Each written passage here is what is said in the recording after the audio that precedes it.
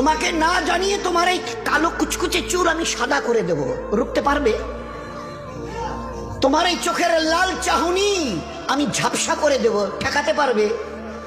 তোমার এই লোহার মতো মজবুত দাঁত 32টা 16 একটা একটা করে ট্রান্সফার করিয়ে দেব, তোমার কাছে কোনো পারমিশন নেব না, ধরে রাখতে পারবে? এইভাবে আস্তিন গোটানো, মাসেল ফোলানো, ধরে রাখতে পারবে তো? এরকম করবে না তো? এইভাবে এরকম হবে না তো?